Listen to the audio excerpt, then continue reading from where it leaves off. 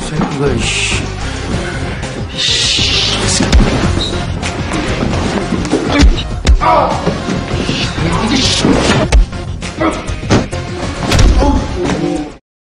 Halo warga Nobar, kayak apa kabarnya bebuhan pian hari ini? Kembali lagi bersama Mamang Tobi, sang pengangguran profesional yang kali ini akan membawakan film Korea menceritakan tentang seorang siswa culun yang ternyata bisa menghabisi para pembuli seorang diri hanya dengan sekali pukulan.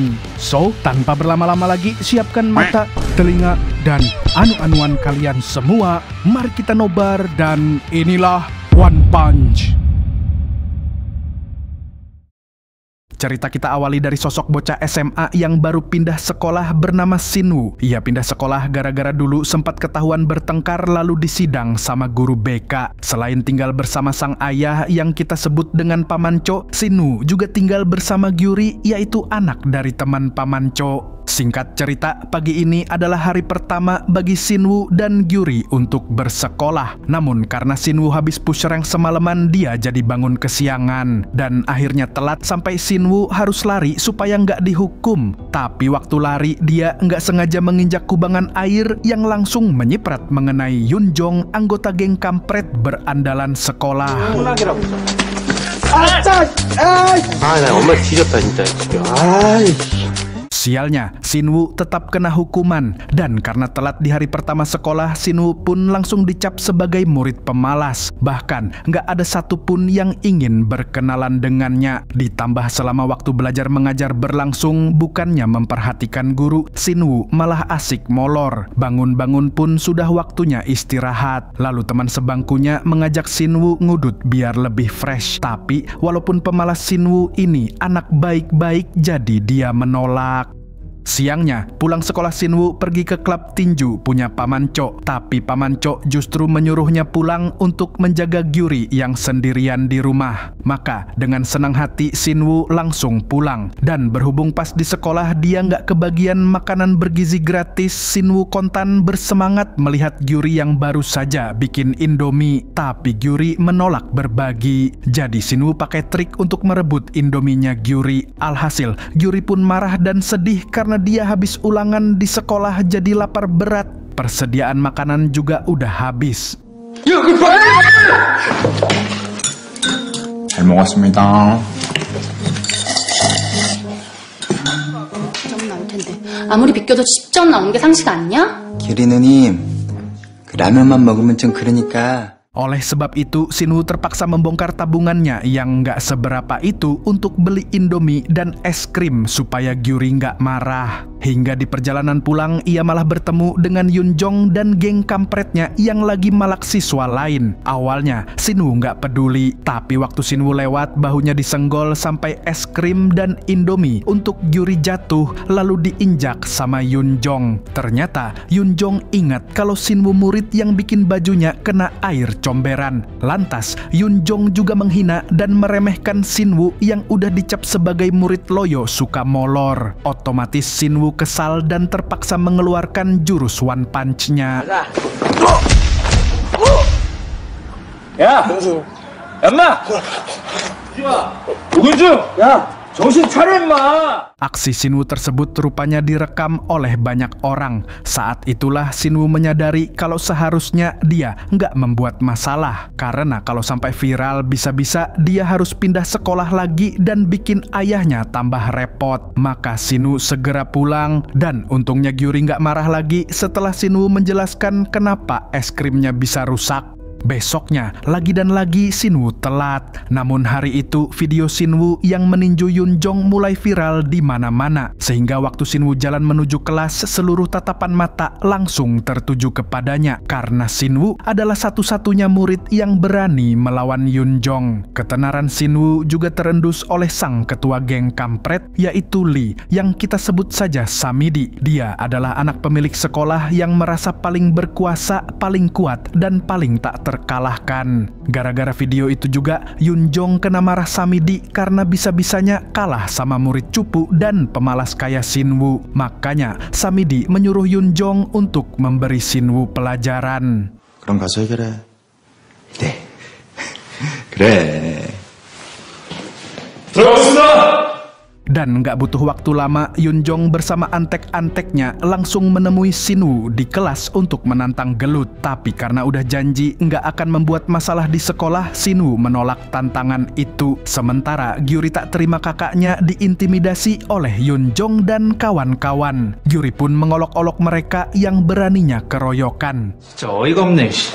야, Rupanya, perkataan Gyuri membuat temannya Yun Jong merasa tersinggung. Ia pun hendak menghajar Gyuri yang otomatis membuat Shin-woo bangkit dan terpaksa meladeni geng kampret.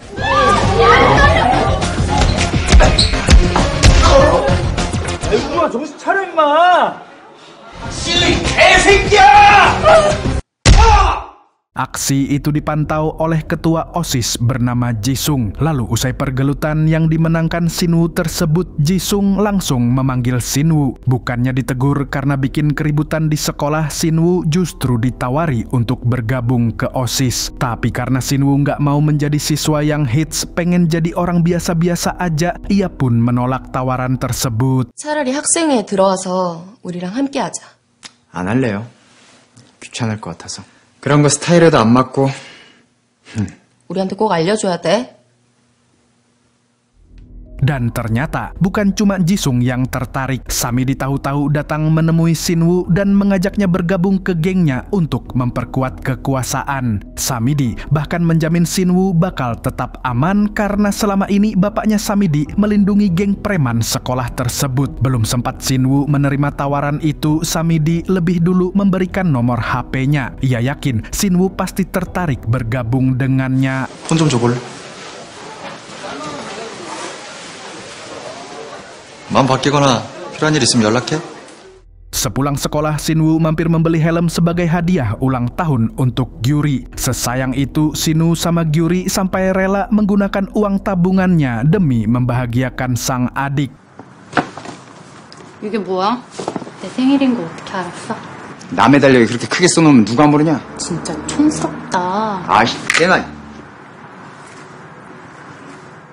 Gyuri yang diberi hadiah pun berniat membalas kebaikan Shin-woo. Dia lalu pergi ke pasar karena ingin memasak makan malam spesial untuk sang kakak. Sedangkan Shin-woo sendiri kini sedang kebingungan karena uangnya habis dan nggak cukup untuk membeli minuman di minimarket. Hingga Jisung tiba-tiba muncul dan membayarkan minumannya. Dari situ mereka lanjut nongkrong di gacoan sampai malam. Akhirnya Shin-woo pulang telat membuat Gyuri yang sudah menunggunya merasa cemburu sekaligus kecewa. 학생회장이랑 밥 먹었냐? 응. 야, 그 회장 선배 있잖아.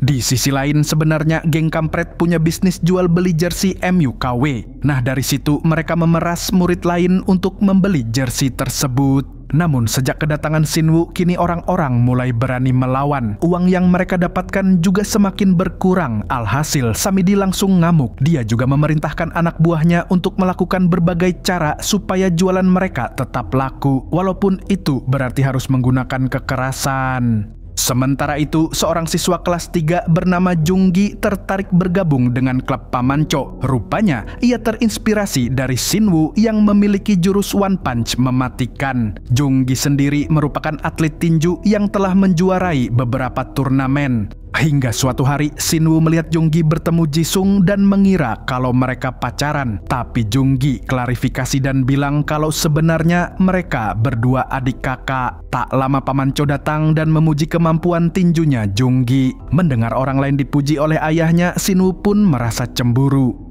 Gara-gara nggak mau kalah saing, Shin-woo jadi rajin latihan. Ditambah sejak pergelutannya dengan geng Samidi waktu itu, Shin-woo berharap bisa memberi mereka pelajaran lebih berat. Dia juga ingin melindungi orang di sekitarnya, terutama Gyuri. Makanya, Shin-woo berlatih setiap hari agar kemampuan tinjunya semakin meningkat dan bisa jadi petinju profesional. Sayangnya, di saat yang bersamaan geng kampret juga semakin brutal. Mereka memaksa siswa lain untuk membeli jersey MU KW walaupun MU tahun ini harus puasa gelar.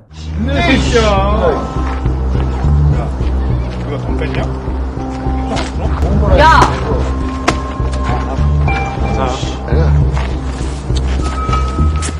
Jisung akhirnya nggak tahan dengan aksi geng kampret. Sebagai ketua OSIS yang mengayomi para siswa, ia lantas mendatangi markas geng kampret dan menyuruh mereka bubar. Namun sekali lagi berhubung Samidi merasa punya kekuasaan, ia nggak takut dengan ancaman Jisung. Samidi justru berbalik mengancam akan mengeluarkan Jisung kalau Jisung berani mengganggu bisnis mereka. 우리 학생회장까지 문제 생기면 어떡해?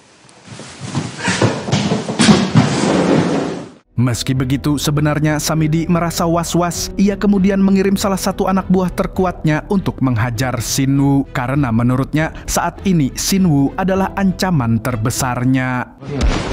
새끼가, 씨.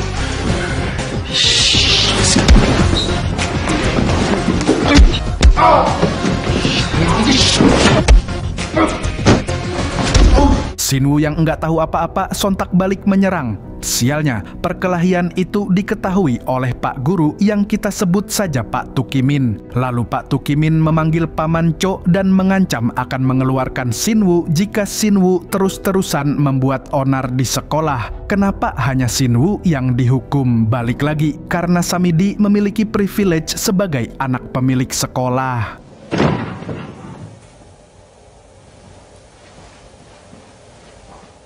Pulang dari sekolah, Paman Cho langsung menantang sang anak untuk baiwan dengannya. Jelas saja Sinwoo kalah melawan sang suhu tinju.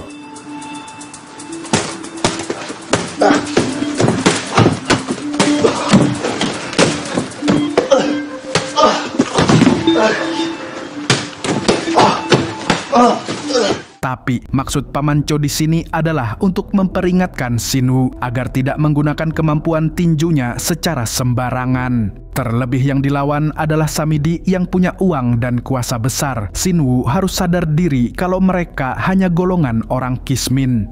Lalu malamnya Jisung menemui Sinwoo untuk meminta bantuan. Tapi Sinwoo menolak karena dia udah nggak mau berantem sama gengnya Samidi lagi. Namun Jisung bukan minta Sinwoo untuk menghajar Samidi. Entah apa rencananya, yang jelas sejak bertemu dengan Jisung, Sinwoo jadi nggak bisa tidur. Hingga akhirnya ia membuat satu keputusan yang mengejutkan, yaitu bergabung dengan geng kampret. Maka esok paginya Sinwoo bertemu dengan Samidi dan menyatakan kalau dia bersedia menjadi anak buahnya Samidi. 선거부 들어가겠습니다. 여기 무슨 일이야? 야, 의외인데. Keputusan Sinwoo untuk bergabung dengan geng kampret pun otomatis membuat Gyuri terkejut. Ia tak menyangka kalau Sinwoo memilih bergabung dengan geng berandalan sekolah. Jadi, dengan bergabungnya Sinwoo ke geng kampret, geng itu semakin berkuasa dan bertindak seenaknya sendiri.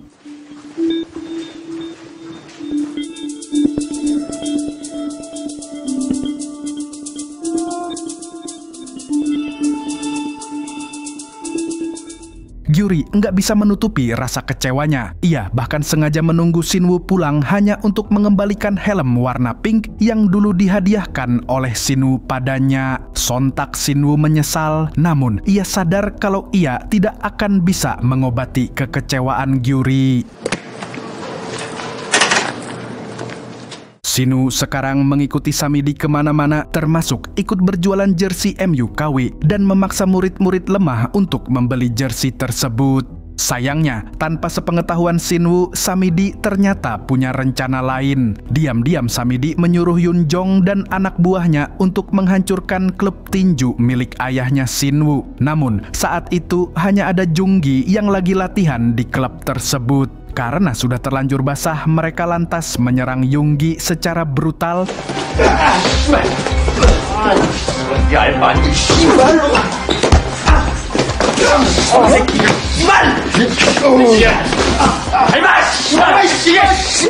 Tak lama Gyuri datang dan terkejut melihat Junggi sudah tidak berdaya. Dia pun bergegas menelpon polisi. Tapi tiba-tiba... 뭐 하는 거야? 아이씨. 일단 튀어, 씨발.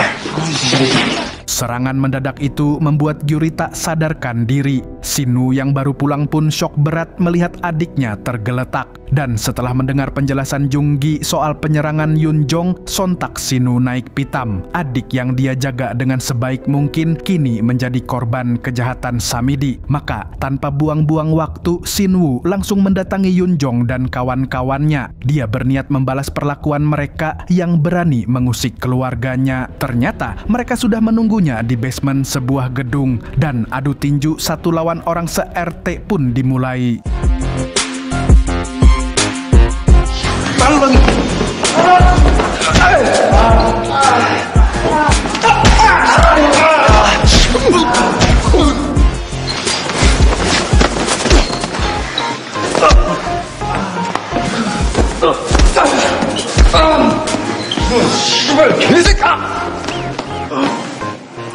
Dalam waktu singkat, Sinwoo bisa menghabisi Yun-jong dan antek-anteknya, hingga akhirnya tersisa sosok Samidi yang rupanya sudah menunggu momen Baewon ini sejak lama.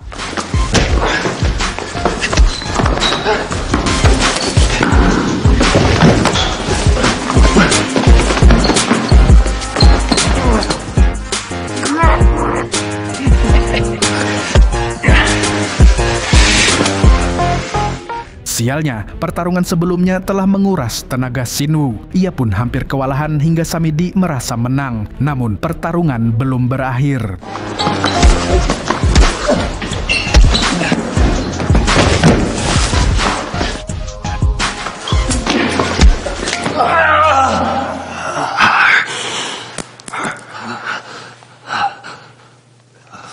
Sesaat kemudian Jisung datang dan disinilah alasan Sinwoo masuk ke geng kampret terungkap. Sebenarnya Sinwoo berniat untuk mengumpulkan bukti kejahatan geng tersebut. Kecerdikan itu adalah ide Jisung yang tempo hari meminta bantuan Sinwoo. Jadi sekarang setelah semua bukti terkumpul, Sinwoo dan Jisung akan melaporkan aksi geng kampret ke polisi. 안 샀어?